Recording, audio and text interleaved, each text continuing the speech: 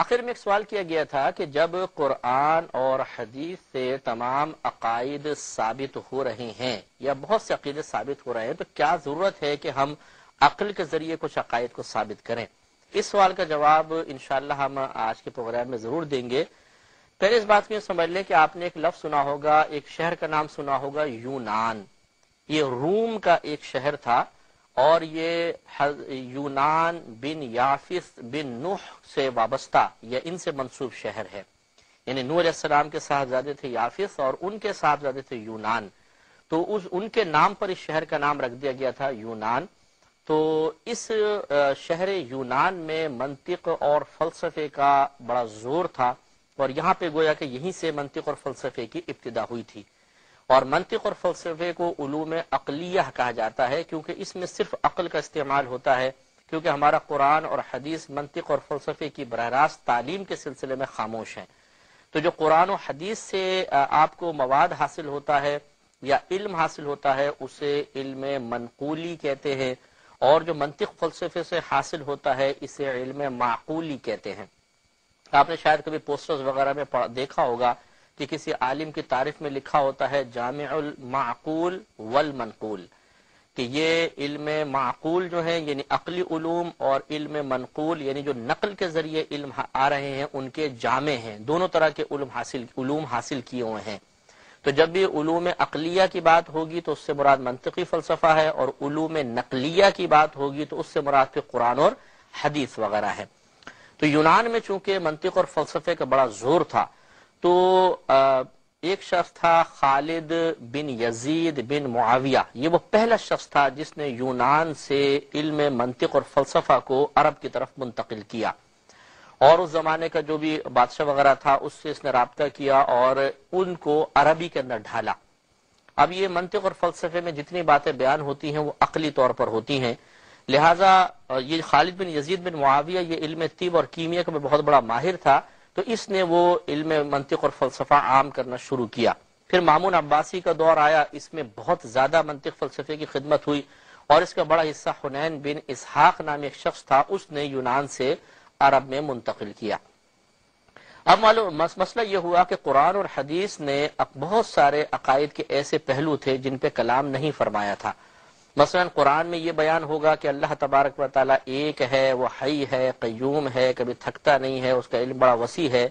لیکن خود ذات باری تعالیٰ کے بارے میں کلام سے قرآن بھی خاموش رہا، حدیث بھی خاموش رہی، اور انبیاء علیہ السلام نے بھی اس پر کلام کرنا اللہ تعالیٰ کے حکم کی بنا پر مناسب تصور نہیں فرمایا، کیونکہ اس دور میں ضرورت ہی نہیں تھی۔ لیکن جب یہ فلسفہ اور یونان سے فلسفہ اور منطق عربوں میں منتقل ہوئی تو یہ فلسفی حضرات جو تھے انہوں نے ذات باری تعالیٰ اور صفات باری تعالیٰ پر کلام شروع کیا۔ مثال کے طور پر اللہ تعالیٰ کیسا ہے، اس کی صورت کیسی ہے، صورت ہے بھی یا نہیں ہے، اس کے لیے اعضاء اس کے ہیں کہ نہیں ہیں، وہ کسی جگہ میں ہو سکتا ہے کہ نہیں ہو سکتا، اور اللہ تعالیٰ کی صفات قدیم ہیں یا غیر قدیم ہیں، وغیرہ وغیرہ۔ اس طرح نئے نئے کچھ انہوں نے نظریات اور خیالات کو پیش کیا اور منطق اور فلسفے کی روشنی میں ان کے نتائج مرتب کیے اور ان کو لوگوں میں عام کر دیا۔ اب جب علماء اسلام نے ملاحظہ فرمایا تو ان کے منطق اور فلسفے کی روشنی میں عقائد پر کلام کے نتیجے میں جو کچھ عقائد سامنے آئے تھے ان سے گمراہی عام ہونا شروع ہو رہی تھی، لہذا ضرورت محسوس ہوئی اس بات کی کہ اب ہمارے علماء اسلام کو بھی علم منطق اور علم فلسفہ باقاعدہ سیکھنا چاہیے، کیونکہ علوم نقلیہ تو لوگوں میں رائج تھے، یہ فلسفہ اور منطق پہلی مرتبہ چونکہ آئے تھے، اور کلو جدید لذیذ، ہر جدید لذیذ ہوتا ہے، اور عقل کے ذریعے اس کے اندر اس میں کلام ہوتا تھا۔ عقلی دلیل سے آپ دیکھیں گے بعض اوقات ہم نقلی دلیل سے سامنے والے کو خاموش نہیں کروا سکتے، لیکن عقلی دلائل سے خاموش کروا دیتے ہیں۔ تو جو منطق اور فلسفے کو سیکھ رہے تھے وہ عقلی لحاظ سے زیادہ تیز نظر آتے تھے، تو لوگوں کا رجحان بہت زیادہ اس طرف ہو گیا۔ نتیجہ نکلا کہ ان کے بیان کردہ غلط عقائد لوگوں میں راسخ ہونے لگے اور لوگوں کے عقائد میں فرق آنے لگا۔ جو نقل کے ذریعے انہوں نے عقیدے سیکھے تھے ان کے اندر جب بہت زیادہ کلام شروع ہوا اور منطق فلسفے کی روشنی میں ہوا تو بگاڑ پیدا ہونے لگا۔ نتیجہ نکلا کہ علماء اسلام نے اس بات کی ضرورت کو محسوس کیا کہ ہم اگر ان کے دلائل کا رد کرنا چاہتے ہیں تو ایسا تو نہیں ہو سکتا کہ اگر یہ دلیل عقلی دیں اور جواب میں ہم صرف قرآن و حدیث کی ایک دلیل پیش کر دیں، تو عام عوام جو عقلی دلیل کا رد عقلی دلیل سے چاہتی ہے وہ شاید مطمئن نہ ہو پائے.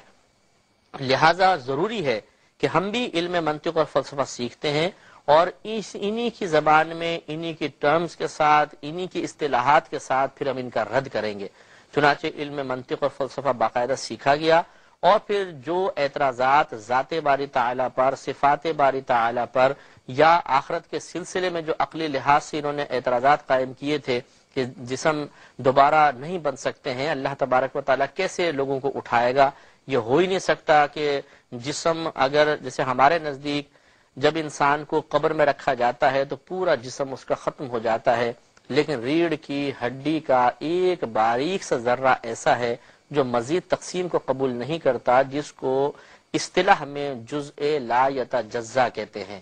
اور وہ اسی ایک ذرے سے اللہ تبارک و تعالیٰ دوبارہ انسان کو معارض وجود میں لے آئے گا. جبکہ یہ لوگ جزء لا یتجزا کا انکار کرتے ہیں اور بولتے ہیں کہ ہر جز تقسیم ہو سکتا ہے، لہٰذا پھر کیسے دوبارہ انسان اٹھے گا بتائیے. تو جب انہوں نے اس طرح انکار کیا، بہت سے عقائد اسلام جو بالکل واضح تھے لیکن عقل کے ذریعے انہوں نے اس میں معاذ اللہ کو نقص ثابت کرنے کی کوشش کی، تو ضروری ہوا کہ انہی کی زبان میں پھر ان کو سمجھایا جائے. تو علماء نے اس کو سیکھا اور بہت سارے عقائد ایسے کہ جو براہ راست قرآن و حدیث میں بیان نہیں ہوئے تھے، جیسے اللہ تعالیٰ کے لیے سمت کا تعین کرنا، اللہ کے لیے جسمانیت مانی جائے یا نہ مانی جائے وغیرہ وغیرہ، ان کو عقل دلائل سے سمجھایا. لہذا پھر عقل سلیم بھی ایک دلیل کے طور پر سامنے آئی کہ بہت سے عقائد اسلام عقل سلیم کے ذریعے بھی ثابت ہوں گے. تو یہاں یہ واضح ہو گیا ہوگا کہ ہر ایک کی عقل سے کوئی عقیدہ ثابت نہیں ہوگا بلکہ عقل سلیم سے ہوگا. وہ عقل جو جہالت، کم علمی، کوتاہی علم اور دیگر عیوب سے پاک و صاف ہو، اور وہ صرف علماء اسلام کی ہی عقول تھیں کہ جن کے پاس وسعت علمی تھی، وہ علم فلسفہ منطق بھی جانتے تھے، قرآن و حدیث کے علوم پر ان کو عبور بھی حاصل تھا. اس کی روشنی میں انہوں نے جو عقیدہ نکالا وہ گویا کہ عقل سلیم کی دلیل کے ساتھ عقیدہ ثابت ہوا، اور اس عقیدے کو ہم نے اختیار کیا. اور انشاءاللہ وقت جب آئے گا آگے انشاءاللہ میں ذات باری تعالیٰ پر، صفات باری تعالیٰ پر کلام ہم کریں گے تو یہ تمام چیزیں بتائیں گے کہ یہ عقیدہ ہمارا کہاں سے ثابت ہے، قرآن سے، حدیث سے، عقل سلیم سے یا سواد اعظم سے. تو بالکل انشاءاللہ وضاحت ہوتی چلی جائے گی. تو تیسری دلیل، چوتھا ہے سواد اعظم. سواد کہتے ہیں جماعت کو، اعظم مانے بڑی. اگر مسلمانوں کی ایک بڑی جماعت کسی عقیدے پر متفق ہو جاتی ہے تو ان کا اس عقیدے پر اتفاق بھی اس عقیدے کے حق ہونے کی دلیل تصور کیا گیا ہے. اور یہ ہم کہتے ہیں یہ عقیدہ کس سے ثابت ہے؟ سواد اعظم سے ثابت ہے، یعنی ایک بڑی جماعت سے ثابت ہے. اور اس کو دلیل اس لیے بنایا کہ حضرت ابن عمر رضی اللہ تعالی عنہما سے مروی ہے اور یہ حاکم کی روایت ہے، نبی کریم صلی اللہ علیہ وسلم نے ارشاد فرمایا کہ لا یجمع اللہ امتی علی ضلالۃ ابدا. اللہ تبارک و تعالی میری امت کو کبھی گمراہی پر جمع نہیں فرمائے گا. وَيَدُ اللَّهِ عَلَى الْجَمَاعَةِ هَكَذَا. اور اللہ تبارک و تعالی کا دست رحمت جماعت پر اس طرح ہے، ہاکذا اس طرح فرمایا، اس طرح ہے. سرکار نے اشارہ فرمایا کہ اس طرح اللہ کا دست رحمت جماعت کے اوپر ہے. فَاتَّبِعُوا السَّوَادَ الْأَعْظَمَ. تو تم ایک بڑی جماعت کی پیروی کرو، بڑی جماعت کے پیچھے چلو. فَإِنَّهُ مَنْ شَذَّ فِي النَّارِ. کیونکہ جو اس بڑی جماعت سے علیحدہ ہوگا اسے آگ میں علیحدہ کر دیا جائے گا.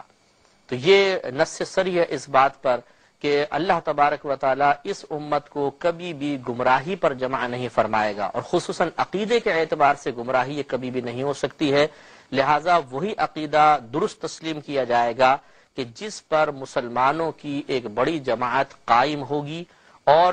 پھر اس بڑی جماعت کے ساتھ رہنا ہی اصل میں حق کے ساتھ رہنا ہے، کیونکہ جو اس سے علیحدہ ہوگا وہ جہنم میں چلا جائے گا. تو معلوم یہ ہوا کہ عقائد کے باب میں، اور ہم بات کر رہے ہیں ابھی کفر و اسلام سے متعلقہ عقائد بس، ابھی ہمارے وہ جو ایک مخصوص مکاتب فکر کے آپس کے اختلافات ہیں ان پہ ہمارے کوئی کلام نہیں ہے. ہمارا کلام ہے ان عقائد کے بارے میں جو قرآن اور حدیث میں بیان کیے گئے، جن عقائد پر ہمارے نبی کریم صلی اللہ علیہ وسلم اور صحابہ کرام تھے